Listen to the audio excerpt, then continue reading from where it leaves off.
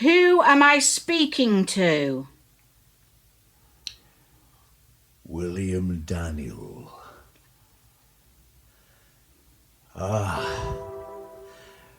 It's you again.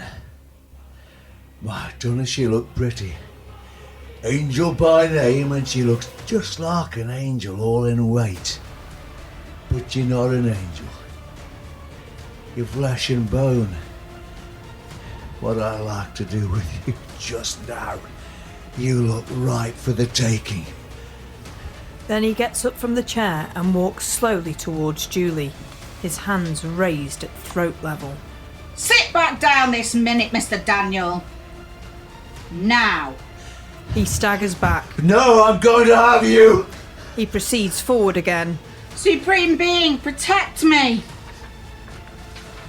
As William, Dave, comes forward, his hands about to haul her towards him, there is a flash of light, electricity, and William is thrown backwards.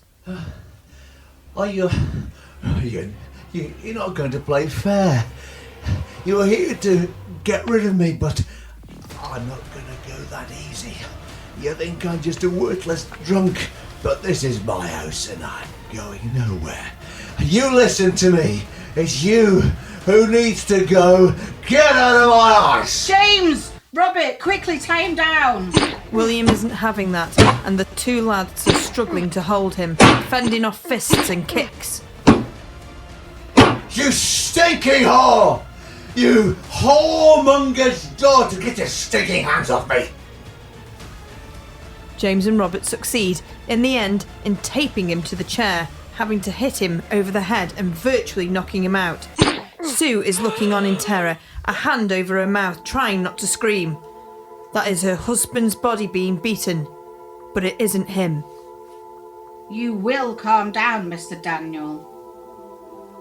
If you calm down and listen to what I have to say, you can be untied. You are more than you remember, and you have the power to choose. And there is a place of light and love where you belong. Even the darkest soul can make a new choice and take steps to return home to the light. This choice is always open to your soul. William is slumped in the chair. Sue, I can see the aura of William Daniel in a sort of projection over your husband's form. He has oily dark hair but with grey at the sides. I know he's 42, but he looks older. He has a low forehead with his hair falling over it. He is tanned and muscled. I believe he's shorter than your husband, about 5'6". His hands are large and calloused. He's grimacing at present as though he's hurting. He's developing a beer belly, and he has green eyes. Yeah, nothing like Dave, as you know. Dave is tall with fairish hair, and he's only 32. He's got, if I say so myself, quite handsome features and a slim build. And Dave has blue eyes. William appears to be coming round, so Julie continues. William Daniel, you were killed by your brother, John, in 1886. He shot you. That was over 100 years ago. I will show you today's newspaper so you can see the date at the top. Julie hands him today's newspaper. On seeing the date, there is a shocked look in his face. That's all lies. You've got something to print that, especially to deceive me. Look around, Mr. Daniel. Have you seen a kitchen like this? Is this your kitchen? Your kitchen, remember, had wooden beams and a wood-filled oven with old blackened pots and pans around it. There was an old wooden table in the centre and chairs with curved backs. Can you see the light above you? That's electric, powered by an on and off switch on the wall. I don't see anything. I see my farmhouse as it was and is. You're doing magic. You can't fool me. You're nothing but a witch. So everyone, he can see the new kitchen through Dave's eyes, but that's superimposed by his memories of how it used to look. Mr. Daniel, Do you remember running into the yard and into the field, being followed by your brother with his rifle? Yes, I remember. I taunted him about his wife, Susan. I said she'd have a collar felt on Monday at the Cross Summons. He didn't like that and got the rifle off the wall. I ran into the yard. He fired and I ducked. That conceited wife of his came running after him. I couldn't bear it. Do you remember anything after that? No. Do you remember the outcome of the cross summons? No. Surely the cross summons meant a lot to you. You wanted to see Susan brought down, to be observed as being behind the quarrel. Gosh. The reason you can't remember is that John shot you dead in that field. You are haunting this house, William. You're having a laugh, Ducky. John's too scared of himself to shoot me. John was sentenced and was jailed for 20 years. Can you see John here? Or your father, Thomas? Are they with you in this house? Silence. William slowly starts rocking in the chair. Julie continues, slowly but emphatically. The divine light has already forgiven your spirit for what has happened, and there are loved ones in the light, waiting to welcome it home. Your loved ones are waiting for you to join them, waiting on the other side. I can bring them here to escort you to the light. You will not be alone. Your father and mother will be there by your side. Do not be afraid of moving on. There you will have a new beginning. You can start again. I won't let anything harm you. I'll protect you as you go to the light. All right. I want to move to the light. That's good, William. I can start the process. You can release William from his bonds. As soon as he is released, he stands up and looks around the room. His eyes alight on Sue. That's the bitch! Oh, with John's kid in her belly. If I'm dead, that's the bitch that killed me. It was her all along. She shoved the gun so John fired directly at me. It was because of her why there was no brass to get me back on my feet. She'd spent it all. It was her that caused the ruckus at the funeral, I know. She buggered me up good and proper. She done deserve to live. At this, William makes a lunge for Sue.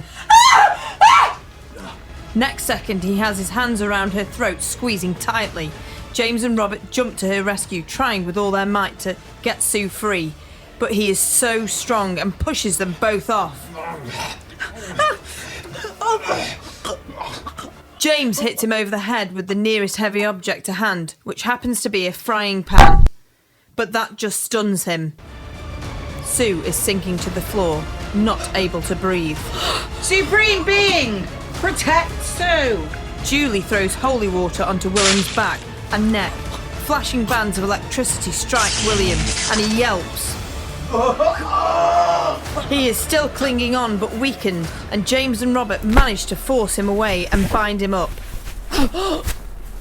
Sue is left in a choking heap on the floor, shaking like a leaf, desperately trying to get her breath. Master from the light realm, come and help me to help the lost entity and take him to the light. William, this lady is not John's wife. She is Dave's wife, the body you're controlling. I demand that you leave Dave's body. Leave the body of this man. You are not of this earth. You do not belong here. Archangel Michael, I gratefully and respectfully request to use your almighty sword to cut the cords that bind the soul of William Daniel and the earthly plane. I gratefully and respectfully request this now for the greater good of all. I ask this in love and light. Archangel Raphael, I gratefully and respectfully request you surround your healing energy of emerald green light to heal Dave, the soul of William Daniel, and all who enter and reside in this property. I ask this in love and light. Archangel Gabriel, I gratefully and respectfully invoke your brilliant white light and angelic wings to illuminate, cleanse, purify and harmonize Dave, the soul of William Daniel, and all who enter and reside in this property. I ask this in love and light. Everyone, close your eyes and tune into the energy. I have called the Master of Light Realm to guide this spirit home. Shortly, the atmosphere in the room becomes calmer, and there is a sudden rise in the temperature. Warm, bright lights, and there is soft, angelic music heard. Do you feel the presence? The Master is here.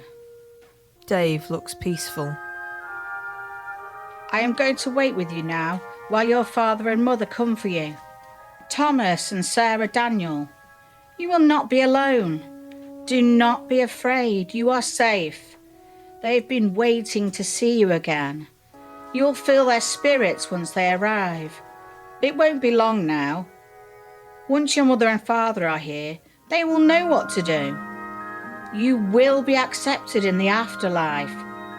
When they are here, you will feel uplifted. A feeling of peace comes into the room, a feeling of relief and even happiness. Light blue lights. Everyone watches Dave, who seems to have fallen into a sleep. On the screens they can see two smoke-like layers bearing a semblance of human forms moving towards Dave, and another rising up from his supine body. They watch as the three forms glide out of the kitchen into the hallway, then through the glowing portal. Then, quick as a flash, the portal has gone. Everything is back to normal.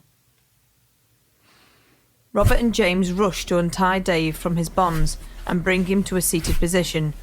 He is groggy, but manages to stand up. I thank the spirits who had helped in the exorcism. I thank Archangel Michael.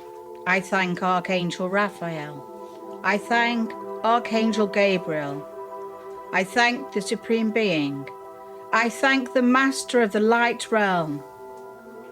We must now leave an offering to the spirits as a thank you. Sue, bring the children in for this. Emily, Alice, you can come in now. I want you all to join together, holding hands and give thanks. Repeat after me. We thank the Supreme Being and the universe for this assistance. We Thank the Supreme Being and the universe for this assistance. Julie then lights a candle. She puts a drop of rosemary oil in an abalone shell. This is a thank you gift to the spirits who helped, the Supreme Being, Thomas and Sarah Daniel for the assistance that has been given. Bless the earth. This is my own personal thank you gift as an earth blessing.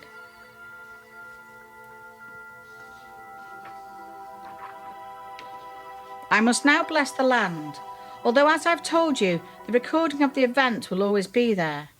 Once the clearance is complete, I would advise you not to talk about the incident, as talking about the entities strengthens them and can bring them back. The best thing you could do is invite friends around and have a party. Don't tell them why. I mean, you haven't been here that long, so say it's a housewarming. This will put your energy back into your space. Julie goes outside. James and Robert get their instruments packed up. Sue is still physically shaking. She tentatively steps towards Dave to give him a hug, but, looking at him, she finds she cannot bring herself to do so. Dave gives Sue a hug instead, but she does not reciprocate with a kiss. There is obvious tension. I'll make a drink. She makes a chamomile tea. It's a strange feeling. I feel somehow at peace, as though a great weight's been lifted off my shoulders.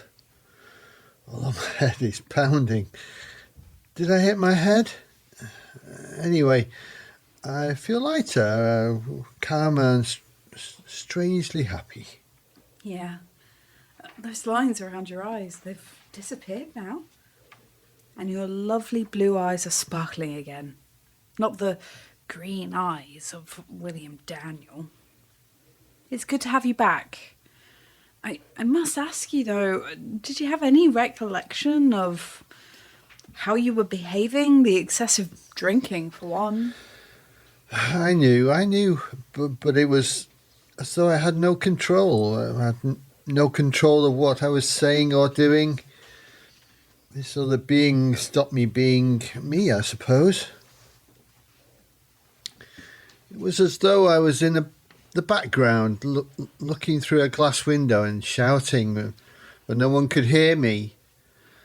The only time I was myself was when I was out of this house. Oh, you frightened me, Dave. I'm sorry, but it has to be said. I was scared for my life and you actually tried to kill me at the exorcism and almost succeeded if it hadn't been for James and Robert and what Julie called the Supreme Being. Do you remember any of that? I'm sorry, Sue. I'm really sorry. But this thing had such a hold on me. It wasn't me. You have to believe that. I know, and I'm really trying hard to get around it.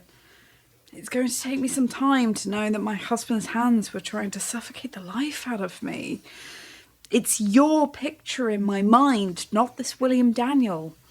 It was your face. Oh, love. I'm so sorry. What can I do? What can I say?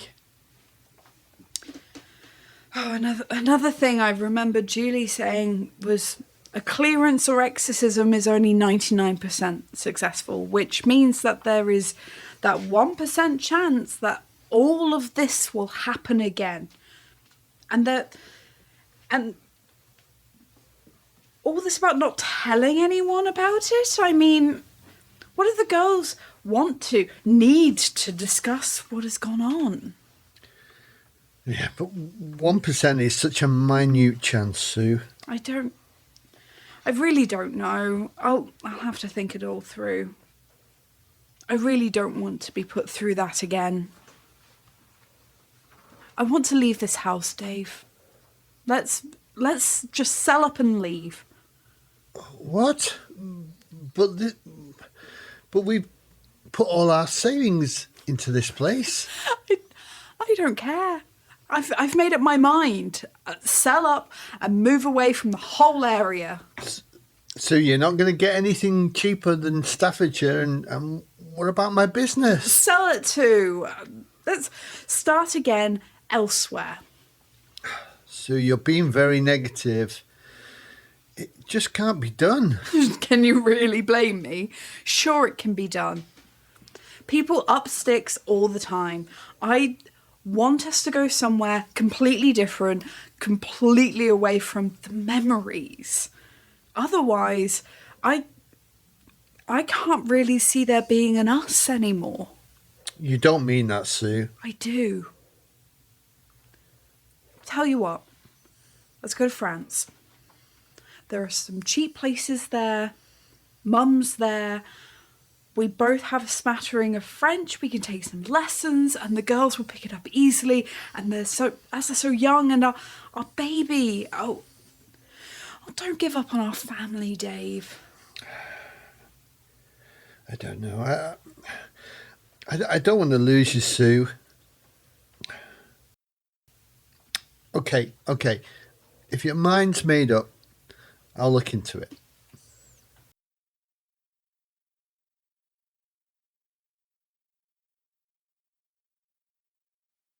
I hope you enjoyed listening to this radio play of The Rough Close Murder by yours truly, Margaret Moxham, spelt Moxom. I certainly did. I certainly enjoyed working with the magnificent cast.